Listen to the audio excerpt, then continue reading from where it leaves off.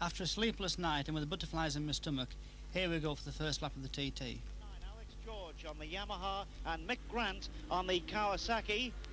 And away they go, side by side. A wheelie from Mick Grant, and Mick Grant takes the lead from Alex George as they leave us. Now number 11, George Fogarty. We're now approaching the top of Bray Hill, and it's just like dropping off the edge of a cliff. You're almost going down here as if free fall. You go down in the right-hand gutter, and although we're touching in the bottom something like about 140 miles an hour, it looks absolutely impossible.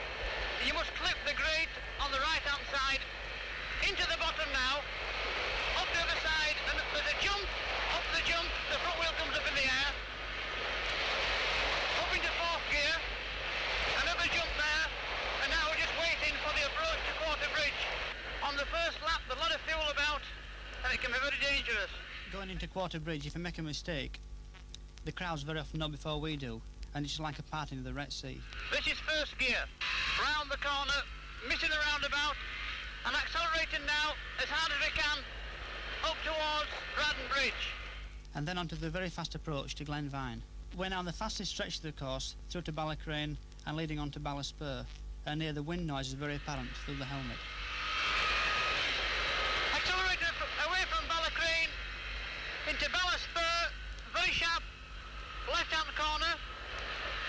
As we come down the hill now, through a series of right-hand corners, the trick here is to tread up the box at about 8,000 RPM over Ballock Bridge, and you must straight line this. Down 2 gears, in the middle of the road, try to stay on the white line, and then as you're coming out, ease the bike towards the left. The old field's coming out of there, if you could go a little bit quicker. Level bank coming up, down another gear for it. In the middle of the road, the bike drifts to the left coming out, very close to the wall. It's now flat out to the garage, about a quarter mile further on, which is approaching now very fast on the extreme right-hand side of the road. Down 2 gears and let the bike just float round in the middle, trying to get into the left-hand side, coming just over halfway around it. We now got the Glen Helen Hotel in our sights. Down another one, into second, round the long left-hander up past the Glen Helen pub,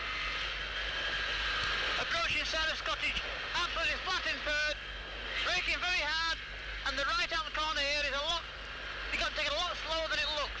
I once brought down at Glen Helen, went into the pub with 10 pence and came out drunk. The fans wouldn't stop buying me drinks, and of course I couldn't refuse.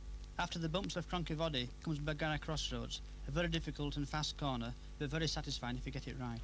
In top gear, lock it off just as you can see the crossroads, down 1 cog on a big 4-stroke, and took into the left-hand corner very early, just before the bottom, down a cog, right through the bottom there, around about 140 miles an hour. As we go through Kirkmichael, the machine noise bounces off the buildings and intensifies the feeling for speed as we go through to Rencullen. And we're now on a very fast approach to Ballast Bridge. As we're approaching Ballast, we're going to be braking just about on the 30 mile an hour side. Braking perfectly straight down the right-hand side of the road. And then at the very last minute, flick the bike towards the bridge and up over the bridge, not too high, and accelerating away out the other side.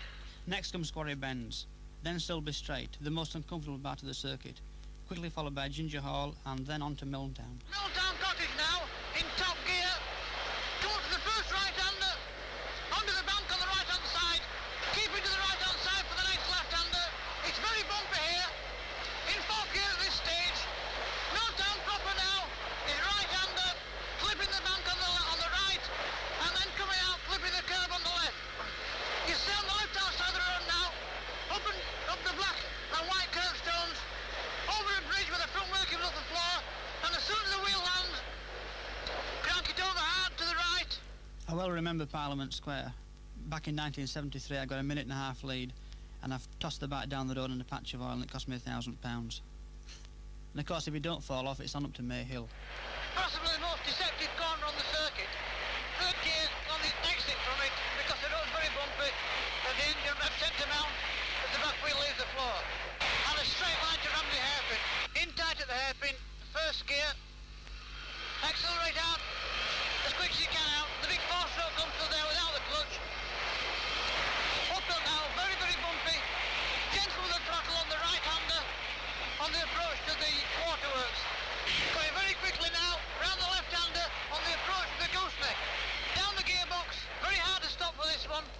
right up the inside of the corner. A lot of people always here.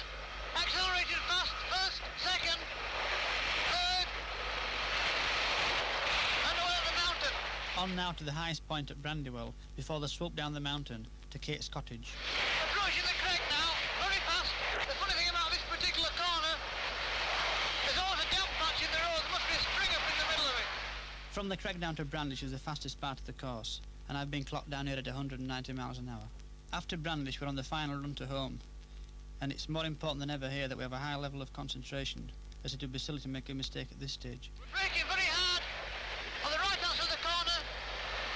Into it, round, accelerate again as quick as you can on the long downhill approach to Hilbury.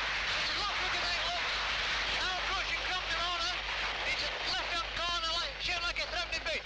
You start taking it one big sweep, and there's fantastic sensation around this as the road seems to move from side to side as you go around it.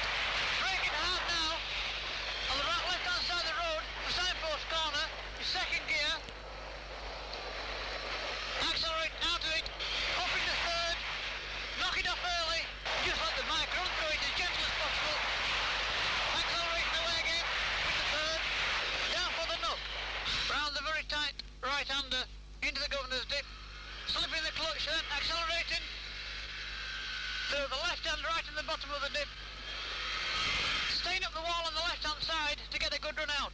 It's now the final dash and the welcome sight of the checkered flag. One here now, the grandstand on its feet, and here he is. Here's Mick Grant, he's done it. He didn't need that fuel stop. The crowd go wild. Mick Grant is delighted, and everybody cheers. Mick Grant, the fastest man ever, has won the Schweppes Classic TT. He knocked the lap record.